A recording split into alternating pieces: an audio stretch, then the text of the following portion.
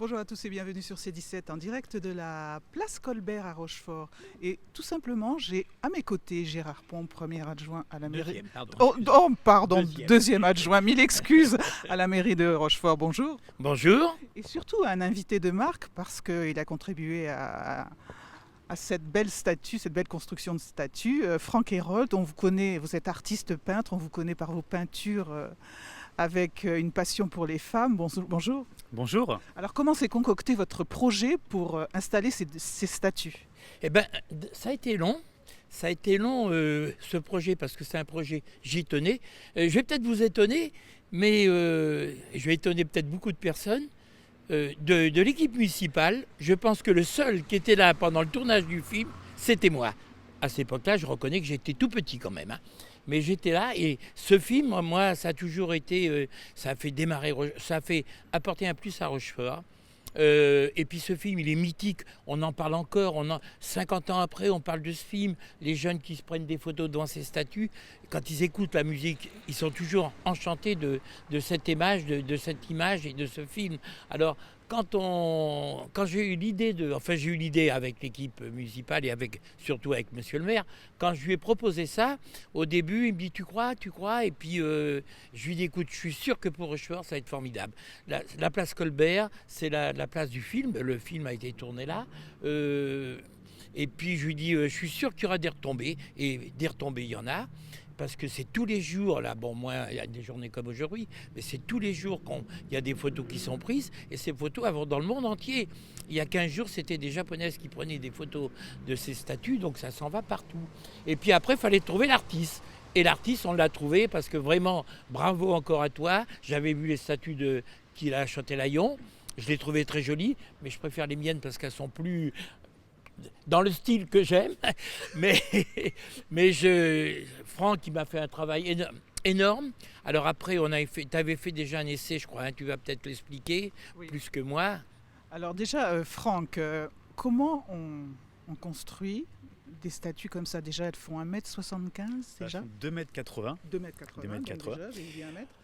C'est une belle histoire parce que déjà il faut se replonger dans le film. Alors le film je l'avais vu mais il y a très très longtemps, donc je l'avais évidemment oublié. J'avais oublié surtout ce côté assez féministe quand même qu'elles ont, ces deux sœurs.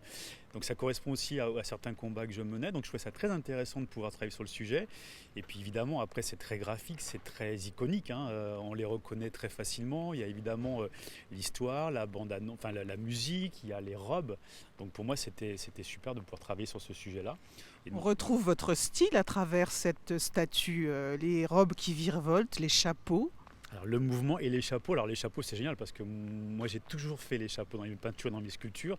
Ça c'est un hommage à chaque fois à ma grand-mère qui portait toujours des chapeaux. Donc là c'était super de pouvoir retrouver aussi les chapeaux dans les représentations des demoiselles. On a aussi le mouvement dans les pieds par la danse. Alors elles sont toujours en mouvement, puis là fatalement on était obligé quand même de les mettre en mouvement parce que c'est quand même un film qui est dansant, qui est très énergique. Donc voilà, c'était évident qu'il fallait qu'elles soient en mouvement et pas statique. Ouais.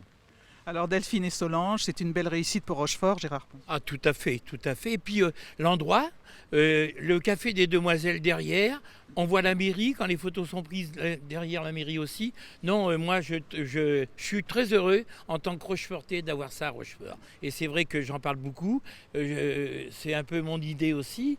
Mais moi je dis encore bravo à Franck, bravo. Puis comme tu dis, tu as donné une image aux demoiselles. Ça a été un peu compliqué, je crois, avec la famille aussi pour... En réalité, ils avaient des idées assez précises et en fait, c'était pas mal d'échanger avec eux. C'est vrai qu'on a aussi ce petit passage-là d'échange avec Mathieu et Rosalie Varda. C'était très intéressant parce que voilà, eux, ils sont les héritiers, les ayants droit. Ça, oui. Donc c'était très enrichissant pour moi d'échanger avec eux et justement d'avoir un petit peu leur avis, tout au moins en conservant aussi mon style dans mon travail et en même temps en gardant aussi tout ce qui fait la représentation iconique de ces deux demoiselles. Donc pour le coup, c'était au contraire très agréable de travailler avec eux. Ils avaient cette ouverture d'esprit aussi, donc c'était très bien passé. Et puis après les échanges qu'il y a eu avec la ville de Rochefort, ça a été fabuleux. Moi je remercie aussi toute l'équipe parce que ça a été important.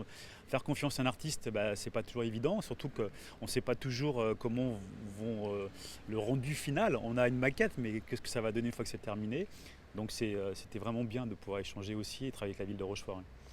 Eh bien, c'est magnifique. Venez voir les demoiselles. Merci Gérard. Merci à toi, merci à vous. Et puis Franck, encore un grand merci, parce que à te ressemble, c'est la classe. Alors la classe à Rochefort, merci Franck. Merci à vous en tout cas pour cette invitation et puis cette mise en lumière des demoiselles. Merci à vous. Merci à tous. À bientôt sur C17 et toujours en direct. Merci.